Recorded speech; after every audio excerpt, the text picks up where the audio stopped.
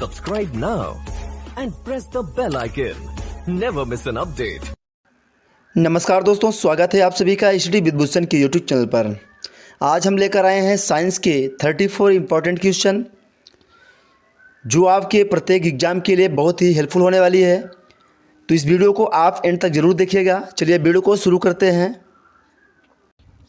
सामान्य विज्ञान का पहला क्वेश्चन आपके सामने। उत्तल दर्पण द्वारा बना प्रतिबिंब होता है वास्तविक तथा सीधा होता है, वास्तविक तथा उल्टा होता है, काल्पनिक तथा सीधा होता है, काल्पनिक तथा उल्टा होता है। तो उत्तल दर्पण द्वारा बना प्रतिबिंब काल्पनिक तथा सीधा होता है। इस प्रश्न का ऑप्शन सी सही जवाब है। बढ़ते हैं प्रश्न नंबर 2 की तरफ।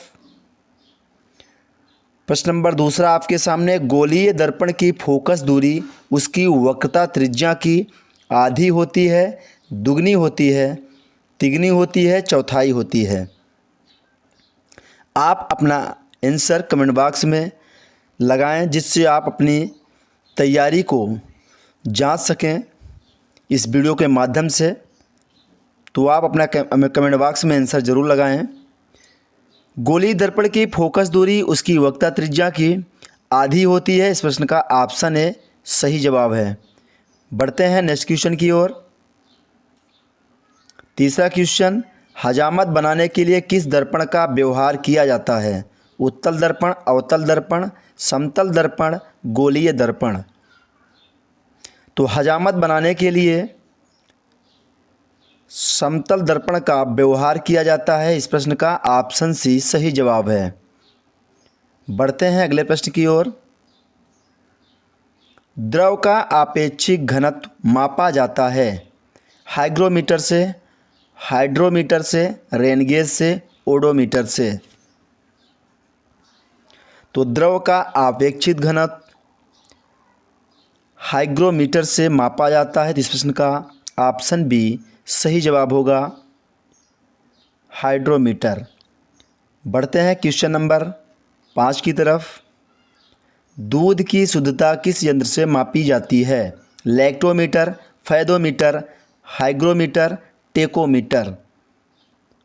तो दूध की शुद्धता लैक्टोमीटर से मापी जाती है। इस प्रश्न का ऑप्शन है सही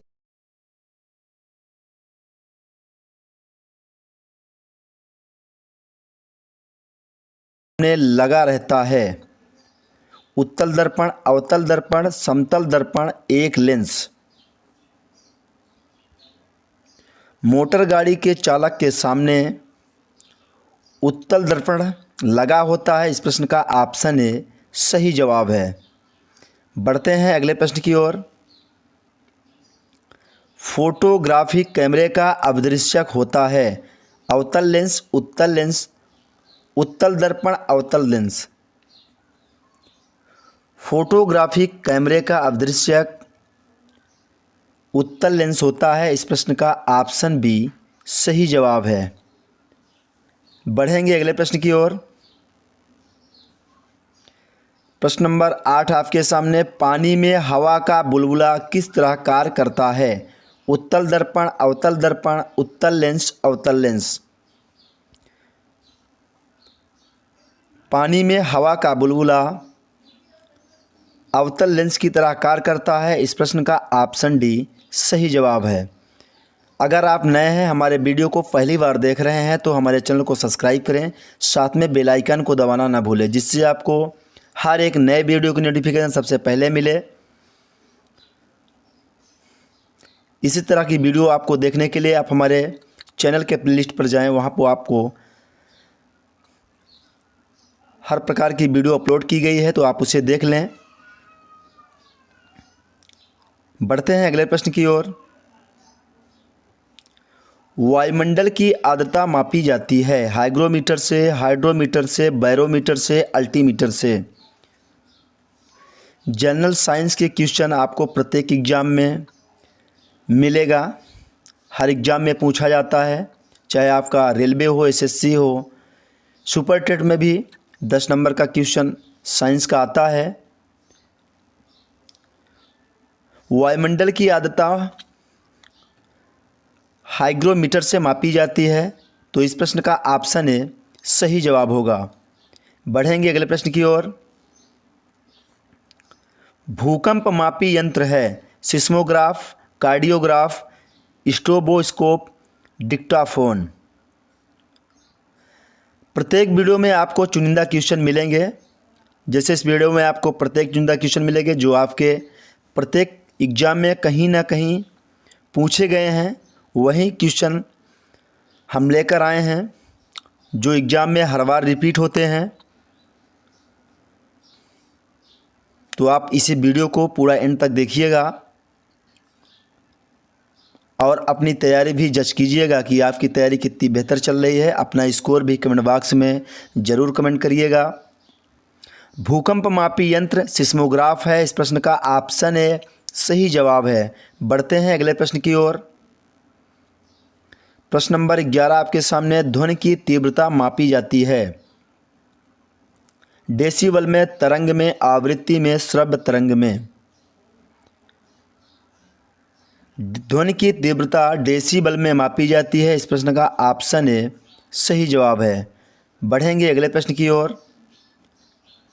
प्रश्न नंबर 12 आपके सामने। मानव रेटिना पर बना प्रतिबिंब होता है वास्तविक एवं सीधा, वास्तविक एवं उल्टा, काल्पनिक एवं सीधा, काल्पनिक एवं उल्टा।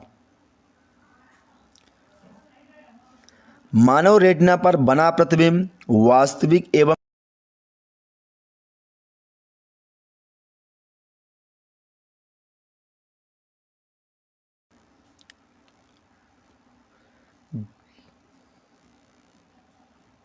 जब कोई वस्तु को दो समांतर समतल दर्पण के बीच रखी जाती है तो बने हुए प्रतिबिंब की संख्या होगी 2 होगी, अनंत होगी, 5 होगी, 1 होगी। क्वेश्चन को एक बार फिर से रिपीट करते हैं कि जब कोई वस्तु को दो समांतर समतल दर्पण के बीच रखी जाती है तो बने हुए प्रतिबिंब की संख्या कितनी होगी। तो इस प्रश्न का ऑप्शन बी सही जवाब है। समांतर दर्पण पर के बीच जो बनेगी वो अनंत प्रतिबिंब बनेगी। तो इस प्रश्न का ऑप्शन बी सही जवाब है। बढ़ते हैं अगले प्रश्न की ओर। हृदय की गति सुनने के लिए किस यंत्र का प्रयोग किया जाता है। Gyroscope, sextant, stethoscope, stroboscope. हृदय की गति सुनने के लिए स्टेथोस्कोप का प्रयोग किया जाता है, इस प्रश्न का ऑप्शन सी सही जवाब है। बढ़ते हैं अगले प्रश्न की ओर। वायुमंडलीय दाब की माप की जाती है लेक्टोमीटर से, मैनोमीटर से, ओडोमीटर से, बैरोमीटर से। वायुमंडलीय दाब की माप बैरोमीटर से की जाती है, इस प्रश्न का ऑप्शन डी सही जवाब है। बढ़ेंगे अगले प्रश्न की ओर। प्रश्न नंबर 16 आपके सामने। सरल सूक्ष्मदर्शी में वस्तु को रखा जाता है लेंस और प्रकाश केंद्र के बीच, फोकस के बाहर, वक्रता केंद्र पर और लास्ट डी आपका अनंत पर। सरल सूक्ष्मदर्शी में वस्तु को लेंस और प्रकाश केंद्र के बीच रखा जाता है। इस प्रश्न का सही जवाब है ऑप्शन ए। बढ़ते हैं अगले प्रश्न की ओर। वनस्पतिक तेलों से कृत्रिम घी बनाने में किस उत्प्रेरक का प्रयोग किया जाता है। प्लैटिनम चूर्ण, लौह चूर्ण, निकिल, गर्म एल्यूमिना। वनस्पतिक तेलों से कृत्रिम घी बनाने में निकिल उत्प्रेरक का प्रयोग किया जाता है, इस प्रश्न का ऑप्शन सी बिल्कुल सही जवाब है। बढ़ेंगे अगले प्रश्न की ओर।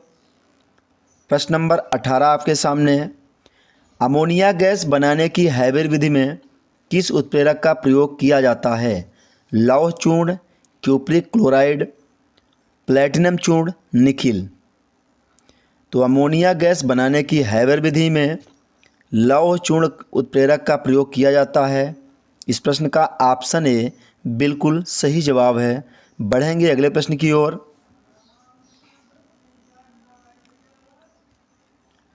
अवतल दर्पण में वस्तु का प्रतिबिंब दर्पण के पीछे काल्पनिक, सीधा तथा वस्तु से बड़ा बनता है जब वस्तु होती है अनंत पर, फोकस पर, ध्रुव पर, फोकस और ध्रुव के बीच। इसे आप सही कर लीजिएगा, फोकस होना चाहिए, गलत टाइप हो गया है। अवतल दर्पण में वस्तु का प्रतिबिंब दर्पण के पीछे काल्पनिक, सीधा तथा वस्तु से बड़ा बनता है जब वस्तु फोकस और ध्रुव के बीच में होती है। इस प्रश्न का ऑप्शन डी सही जवाब है। बढ़ते हैं अगले प्रश्न की ओर। रक्त का दाब किस यंत्र से मापा जाता है? Pyrometer, sphygmomanometer, galvanometer, anemometer. रक्त का दाब स्फिग्मोमैनोमीटर से मापा जाता है। इस प्रश्न का ऑप्शन बी बिल्कुल सही जवाब है। बढ़ेंगे अगले प्रश्न की ओर। प्रश्न नंबर 21 आपके सामने। ट्रांसफार्मर का क्रोड बना होता है नर्म लोहा का, निकेल का, तांबा का, स्टेनलेस स्टील का। ट्रांसफार्मर का कोड नर्म लोहा का बना होता है, तो इस प्रश्न का ऑप्शन ए बिल्कुल सही जवाब है।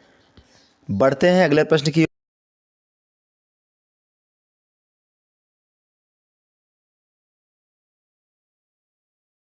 प्रेरण के सिद्धांत पर, चुंबकीय प्रेरण के नियम पर, स्वप्रेरण के सिद्धांत पर, इनमें से कोई नहीं।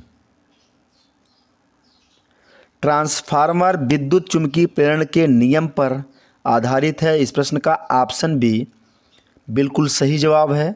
बढ़ते हैं अगले प्रश्न की ओर। ट्रांसफार्मर प्रयुक्त होता है एसी को डीसी में बदलने के लिए, डीसी को एसी में बदलने के लिए, डीसी वोल्टेज में उपचयन या अपचयन करने के लिए, और डी ऑप्शन है एसी वोल्टेज में उपचयन या अपचयन के लिए। तो ट्रांसफार्मर एसी वोल्टेज में उपचयन या अपचयन करने के लिए होता है, तो इस प्रश्न का ऑप्शन डी बिल्कुल सही जवाब है। बढ़ते हैं अगले प्रश्न की ओर। प्रश्न नंबर 24 24वां आपके सामने। व्हीट स्टोन ब्रिज का व्यवहार किसे मापने में किया जाता है? विद्युत वाहक बल, धारा, प्रतिरोध, आवेश। व्हीट स्टोन ब्रिज का व्यवहार प्रतिरोध मापने के लिए किया जाता है, तो इस प्रश्न का ऑप्शन सी सही जवाब होगा। बढ़ेंगे अगले प्रश्न की ओर। पानी के अंदर ध्वनि सुनने का यंत्र कहलाता है ऑडियोमीटर, ऑडियोफोन, हाइग्रोमीटर, हाइड्रोफोन। पानी के अंदर ध्वनि सुनने का यंत्र हाइड्रोफोन होता है। इस प्रश्न का ऑप्शन डी सही जवाब होगा। बढ़ेंगे नेक्स्ट क्वेश्चन की ओर।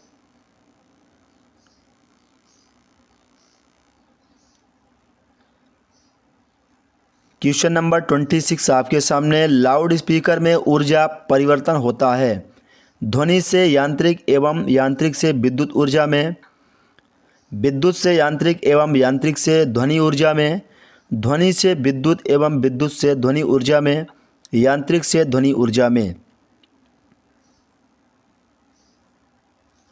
तो लाउड स्पीकर में ऊर्जा परिवर्तन विद्युत से यांत्रिक एवं यांत्रिक से ध्वनि ऊर्जा में होता है, तो इस प्रश्न का ऑप्शन बी सही जवाब है। बढ़ते हैं अगले प्रश्न की ओर।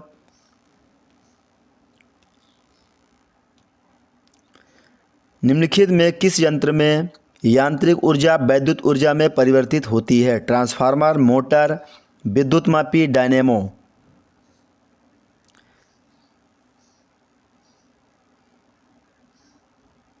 यांत्रिक ऊर्जा विद्युत ऊर्जा में परिवर्तित होती है, तो डायनेमो द्वारा। तो इस प्रश्न का ऑप्शन डी सही जवाब है। बढ़ेंगे अगले प्रश्न की ओर। निम्नलिखित में कौन सी युक्ति विद्युत ऊर्जा को यांत्रिक ऊर्जा में परिवर्तित करता है? डायनेमो, ट्रांसफार्मर, विद्युत मोटर, इंडक्टर।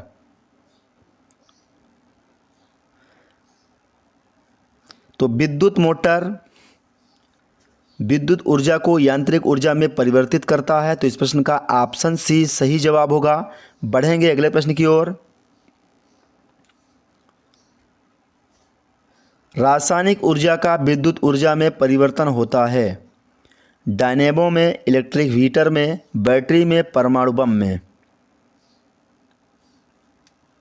तो रासायनिक ऊर्जा का विद्युत ऊर्जा में परिवर्तन बैटरी में होता है। इस प्रश्न का ऑप्शन सी बिल्कुल सही जवाब है।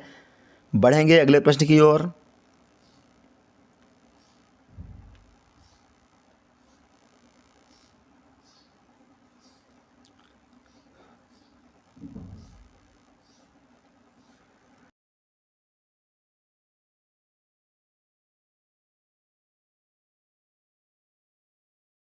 उच्च वोल्टेज में बदलने के लिए, डीसी को एसी में बदलने के लिए, और ऑप्शन डी है आपका एसी को डीसी में बदलने के लिए।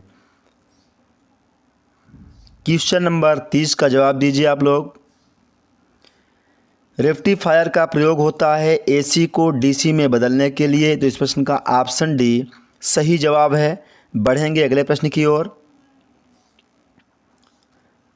ट्रांसफार्मर का प्रयोग किया जाता है केवल एसी में, और ऑप्शन बी है आपका केवल डीसी में। एसी और डीसी दोनों में, इनमें से कोई नहीं। ट्रांसफार्मर का प्रयोग केवल एसी में किया जाता है, तो ये बात आप ध्यान में रखिएगा।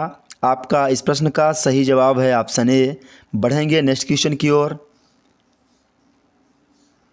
टेलीफोन लाइन में प्रवाहित ऊर्जा है ध्वनि ऊर्जा, विद्युत ऊर्जा, रेडियो ऊर्जा, यांत्रिक ऊर्जा। टेलीफोन लाइन में प्रवाहित ऊर्जा विद्युत ऊर्जा है। इस प्रश्न का ऑप्शन बी बिल्कुल सही जवाब है। बढ़ेंगे नेक्स्ट क्वेश्चन की ओर। क्वेश्चन नंबर 33 आपके सामने। शुष्क सेल में किस तरह की ऊर्जा निहित होती है? यांत्रिक, वैद्युतिक, रासायनिक, ताप।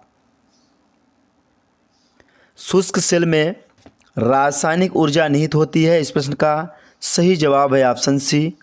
बढ़ेंगे अगले प्रश्न की ओर।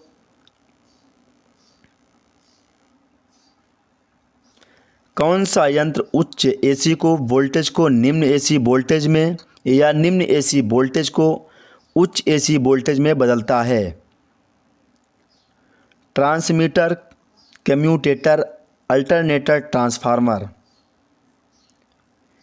इस वीडियो का लास्ट क्वेश्चन आपके सामने है, क्वेश्चन नंबर 34। सभी लोग इसका जवाब दीजिए। कौन सा यंत्र उच्च एसी वोल्टेज को निम्न एसी वोल्टेज में, या फिर निम्न एसी वोल्टेज को उच्च एसी वोल्टेज में बदलता है? तो इस प्रश्न का ऑप्शन डी सही जवाब होगा, ट्रांसफार्मर। यह ऐसा यंत्र होता है जो एसी वोल्टेज को निम्न एसी वोल्टेज में और निम्न एसी वोल्टेज को उच्च एसी वोल्टेज में बदलता है। तो इस तरह जो एग्ज़ाम में बार बार रिपीट होने वाले